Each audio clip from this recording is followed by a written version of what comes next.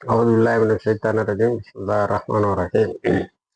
அன்பார்ந்த நேயர்களே, பாலஸ்தீன் மீட்பு என தொடங்கி அந்த யுத்தம் இப்பொழுது ஹர்மூஸ் என்பதை விட ஈரானா அமெரிக்காவா என்று போய்கொண்டிருக்கிறது.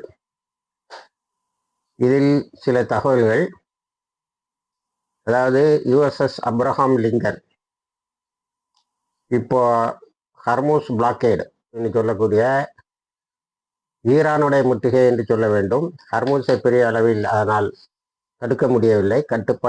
கட்டுப்பாடு ஈரான் கையிலே தான் இருக்கிறது. அதன் மீது ஒரு தாக்குதலை திடீரென நேற்றைய முன்தினம் 5:41 தாக்கி இருக்கிறது. அதை விவரமாக சில ஊடகங்கள் ஒவ்வொரு நிமிடமும் என்ன நடந்தது என்பதை போட்டிருக்கிறார்கள். ஒரு தாக்குதல் நடந்திருக்கிறது. அதில் 7 பேர் இறந்திருக்கிறார்கள். ஏற்கனவே அந்த கப்பலுக்கு வேற ஒரு பிரச்சனை இருந்தது. அது என்னவென்று சொன்னால், அதில் உள்ள சர்வீஸ்மென் சொல்லக்கூடிய அதில் பணிபுரிகின்ற அமெரிக்காவுடைய கப்பல் படையை சேர்ந்தவர்கள் மிகவும் கஷ்டப்படுகிறார்கள். அவர்களுக்கு டாய்லெட் ஃபெசிலிட்டியில இருந்து எதுவும் இல்லை, வாட்டர் கண்டாமினேஷன் இருக்கு. அதனால அவர்களுடைய தாய்மார்கள் வாஷிங்டன்ல பல அமெரிக்க இராணுவ அதிகாரிகளையும் சந்தித்து எங்களுடைய பிள்ளைகளை மீட்டு கொண்டு வந்து விடுங்கள் என்று சொல்லக்கூடிய அளவுக்கு அது போனது. அது பிறகு ஒரு போராட்டமாகவும் நடந்தது. அந்த தாய்மார்கள் அமெரிக்க இராணுவ அதிகாரிகளை சந்தித்து எங்களுடைய குழந்தைகளை மீட்டு கொண்டு வந்து விடுங்கள் என்று சொன்னதை நாம் பதிவு செய்திருந்தோம்.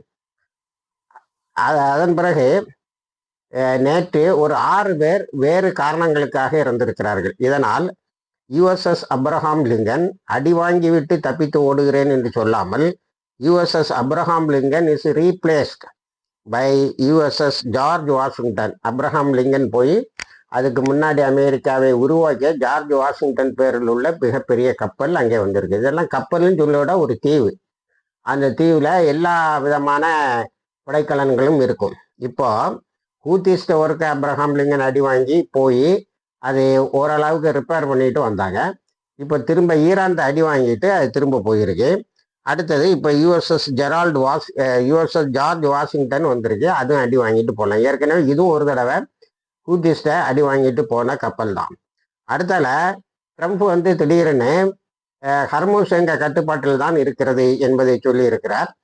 இந்த ஈரானுடைய தாக்குதல், அதாவது யுஎஸ்எஸ் அப்ரஹாம் லிங்கன் மீதான தாக்குதல், பனாமா ஃபிளாக்டு கப்பல், பனாமா கொடியை கட்டிக்கொண்டு ஈரானுடைய துறைமுகத்துக்கு ஒரு கப்பலை அமெரிக்கா தாக்கியதுக்கு பதிலடி என்று ஈரான் அறிக்கை விட்டு இருக்கிறது. இந்த நிலையில் ஈரான் என்ன சொல்லுகிறது என்று சொன்னால், எங்களுடைய மிசில்ஸ் 75% அப்படியே இருக்கிறது. ஒரு 25 விழுக்காடுகள் தான் நாங்கள் அதை பயன்படுத்தி இருக்கிறோம்.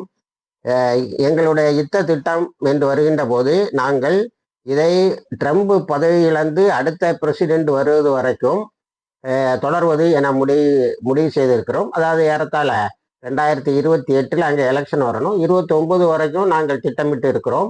ஆகவே இந்த யுத்தம் தொடர்ந்து கொண்டே இருக்கும் என்று ஈரான் அறிவித்திருக்கிறது.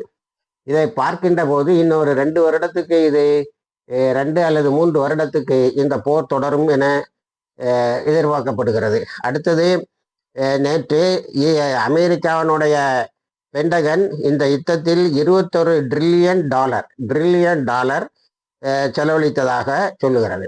அதே நேரத்தில் ஈரான் $7.5 பில்லியன் தான் இதில் செலவழித்திருக்கு.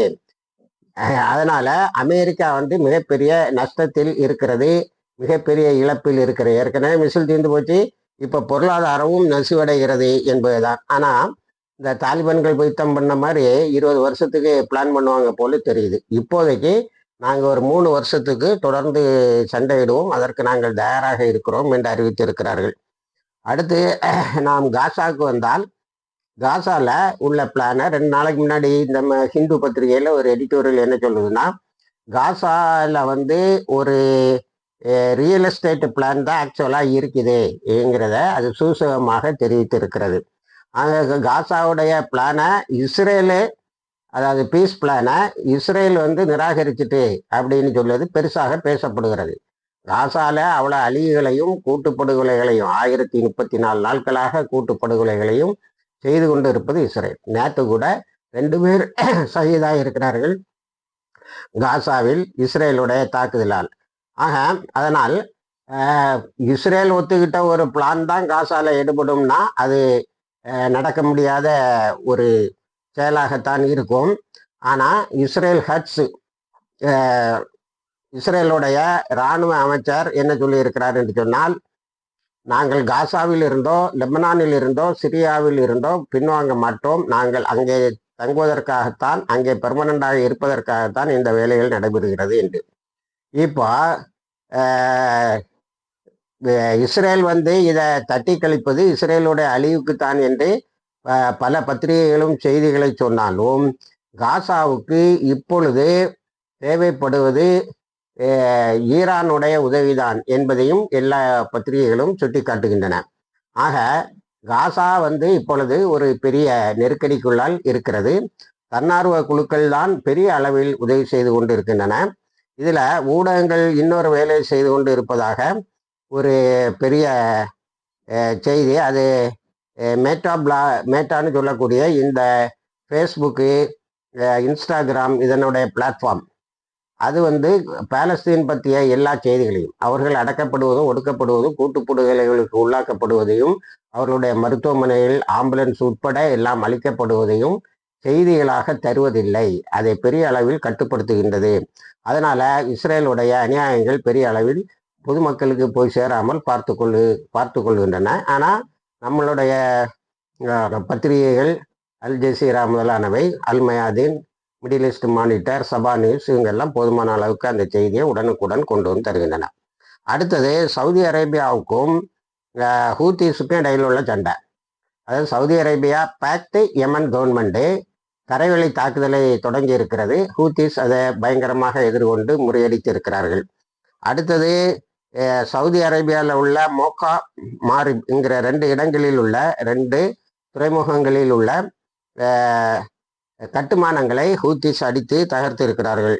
அதனால இப்போ சவுதி மிகப்பெரியதொரு குழப்பத்தில் இருக்கிறது. இப்போ இடையில ஒரு மெக்கா பேக்ட்னு ஒன்று போட்டாங்க பாருங்க.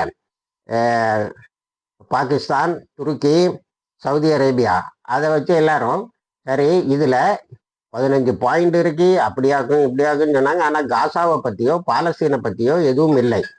ஒரு நாட்டை இன்னொரு நாடு தாக்கினால் அது அந்த நாட்டின் மீது 3 நாடுகளின் மீதும் நடக்கக்கூடிய தாக்குதலாக எடுத்துக்கொண்டு தாக்க வேண்டும் என்று இப்பொழுது ஹூத்திஸ் தாக்குகிறார்கள். அவர்களோடு இவர்கள் எதையுமே செய்ய முடியாது. ஏன்னா அவங்க திருப்பி தாக்கினாங்கன்னா மிகப்பெரிய கஷ்டங்களுக்கு உள்ளாவார்கள். அடுத்தது அமெரிக்காவில் நிகழ்ந்து வரும் மிகப்பெரிய அரசியல் மாற்றங்களை பற்றி பக்கம் பக்கமாக ஆய்வுகள் வெளிவந்து கொண்டிருக்கின்றன. பல ஆய்வுகளுடைய ஒரு சுருக்கத்தை மட்டும் உங்களுக்கு தருகிறோம். அது என்னவென்று சொன்னால், இந்த யூத லாபி ஒன்று இருக்கு பாருங்க, அமெரிக்கன் இஸ்ரேல் ரிலேஷன்ஷிப் கமிட்டி. இவங்க கோடிக்கணக்கான டாலர்களை நேரடியாக தேர்தல்களில், அமெரிக்க தேர்தல்களில் செலவிடுகிறார்கள், அமெரிக்காவினுடைய தேர்தல் முடிவுகளை மாற்றுவதற்கு. இதை ஒரு வெளிநாடு இப்போ இஸ்ரேலினுடைய பிடியில் சிக்கிக்கொண்ட அமெரிக்கா என்றும், இஸ்ரேலுக்காக அமெரிக்கா ஈரான் மீது தொடுக்கின்ற இல்லீகல் அண்ட் அன்கான்ஸ்டிடியூஷனல், சட்டத்துக்கு புறம்பான அமெரிக்க அரசியலமைப்பு சட்டங்களுக்கு எதிரான இந்த யுத்தத்தை நடத்தி கொண்டிருக்கின்ற ட்ரம்ப்வே இஸ்ரேலுடைய பிடியில் சிக்கிக்கொண்டார் என்பதுதான் அமெரிக்க மக்களிடம் இப்பொழுது 100% அவரிடத்தில் இருக்கக்கூடிய ஒரு நம்பிக்கை. இதுல ஒரு வெளிநாட்டு சக்தி, இப்போ அப்படிதான் சொல்றாங்க, ஒரு ஃபாரின் பவர் அமெரிக்காவினுடைய முடிவுகளை மாற்றுவதற்கு கோடிக்கணக்கில் பணத்தை கொடுத்து டெமோக்ராட்ஸை ஒன்று சேர்த்து வச்சுக்கிட்டு, அதாவது ஜனநாயக கட்சியை சேர்ந்தவர்களை எல்லாம் ஒன்றாக வைத்துக்கொண்டு இதுவரைக்கும் பாலிசிசம் மாற்றிக்கிட்டு இருந்தது. இப்போ அது கோடிக்கணக்கில் பணத்தை செலவழிப்பதை கண்டிக்கக்கூடிய அளவுக்கு அமெரிக்க ஊடகங்களும் அமெரிக்க உள்ள செனட்டர்ஸும் பேச தொடங்கி விட்டார்கள். இது இப்படி செலவழிக்கிறதை நம்ம அனுமதிக்க கூடாதுன்னு. இன்னொரு பக்கம் என்னன்னா, இப்படி கோடிக்கணக்கான டாலர்களை செலவழித்தும் மம்தானி போன்றவர்களையும் எல் சையத் போன்றவர்களையும் பதவிக்கு வருவதில் இருந்து தடுக்க முடியவில்லை. ஆகவே அமெரிக்க லாபி, ஈத லாபி அதை யூதர்களுடைய இந்த அமெரிக்கன் இஸ்ரேல் ரிலேஷன்ஷிப் கமிட்டி மிகப்பெரிய அளவில் தோற்றுவிட்டது. அதனால் இஸ்ரேலினுடைய பிடியில் இருந்து அமெரிக்கா மெல்ல மெல்ல வெளியே வந்து கொண்டு இருக்கிறது என்ற செய்தி வந்திருக்கின்றது. ஆக இப்பொழுது அமெரிக்காவினுடைய தேர்தலாக இருக்கட்டும், உலக அரங்கில் எங்கே தேர்தல் நடந்தாலும் சரி, அவை எல்லாம் எதை காட்டுகிறது என்று சொன்னால், காசா is reshaping the US politics. அது வேர்ல்டு பாலிடிக்ஸ்னு எடுத்துக்கலாம். அமெரிக்காவில் உள்ள அரசியல் முதற்கொண்டு உலகத்தில் உள்ள அரசியல் எல்லாம் பாலஸ்தீன மக்களுக்கு அனுதாபம் தெரிவிப்பவர்களுக்கு சாதகமாகவே இருக்கிறது. அவர்கள் தான் ஜெயிக்க முடிகிறது. ஆனால் ஜெயிக்கு காலவாடுறான்னா, இப்போ இந்த ஸ்டாமர் யூகேல செய்த மாதிரி ட்ரம்ப்பும் அதே மாதிரி வாக்குறுதிகளை கொடுத்து, நான் இஸ்ரேலிடம் நஷ்ட ஈடு வாங்கி காசா மக்களுக்கு கொடுப்பேனுங்கிற அளவுக்கு வாக்குறுதியை கொடுத்த நேரத்தில் தான் இந்த ஓட்டே போட வேண்டாம், எவனுக்கு போட்டாலும் கூட்டுப்படுகொலைகளை ஆதரிக்கக்கூடிய ஒரு ஜனாதிபதி தான் அமெரிக்காவில் ஆட்சிக்கு வருகிறான் என்ற நம்பிக்கையில் இருந்த மக்களும் ஓட்டு போட தொடங்கினார்கள். ஆனா அந்த வாக்குகளை எல்லாம் பெற்றுக்கொண்டு இப்பொழுது ஒரு எப்ஸ்டீன் ஃபைல்ல மாட்டிக்கிட்டு அமெரிக்க மக்களே இல்லீகல் அண்ட் கான்ஸ்டிடியூஷனல் வார் என்று அன்கான்ஸ்டிடியூஷனல் வார் என்று அறிவித்த பிறகும் அந்த யுத்தத்தை தொடர்ந்து விட்டு இப்போ வெளியில வர முடியாம, நான் ஹர்மூஸை கண்ட்ரோல் பண்ணிட்டேன், அதை பண்ணிட்டேன், இதை பண்ணிட்டேன் இருக்கேன். ஹர்மூஸை கண்ட்ரோல் பண்ணிட்டேன்னா எதுக்கு நீ முட்டுகையே வச்சிருக்கேன், உப்பாட்டு முட்டுகையே ஓப்பன் பண்ணிட வேண்டியதானே. ஆனா ஈரான் தெளிவாக சொல்லுகிறது, ஹர்மூஸ் எங்க கண்டிஷனை ஒத்துக்கிட்டு போறவங்களுக்கு தான் ஹர்மூஸில் கப்பல்கள் போக முடியும், அது எங்களுடைய கட்டுப்பாட்டில் தான் இருக்கிறது, என்றும் இருக்கும் என்று சொல்லி இருக்கிறார்கள். லெபனான் ஃப்ரண்ட்ல இஸ்ரேலுடைய தாக்குதல் நடந்து கொண்டு இருக்கிறது. இப்போ சில இந்த பாஸ்பரஸ் போல உள்ள சில விவசாய நிலங்களை அழிக்கக்கூடிய சில பொடிகளை அங்கே தூக்கி கொண்டு இருப்பதாகவும், அதை ஹிஸ்புல்லா ஒரு கெமிக்கலை கண்டுபிடித்து அதை ஒன்றுமில்லாமல் செய்வதுமாக ஒரு கெமிக்கல் வார், ஒரு ரசாயன யுத்தம் அங்கே நடந்து கொண்டு இருக்கிறது என்பதை தெளிவுபடுத்துகிறார்கள். இப்பொழுது லெபனானில் இருக்கக்கூடிய கவர்மெண்ட் அங்கு பாதி இங்கு பாதின்னு காலை வச்சுட்டு இருந்தது. இப்போ உறுதியாக ஹிஸ்புல்லா பக்கத்தில் இருக்கிறது. இஸ்ரேல் லெபனானில் இருந்து வெளியேறுவது உறுதி என்று ஹிஸ்புல்லா அறிவித்திருக்கிறது. இணைந்திருங்கள், தகவல்களை தருகிறோம். வாஹிர் தவான் அல்ஹம்துலில்லாஹி ரபில் ஆலமீன்.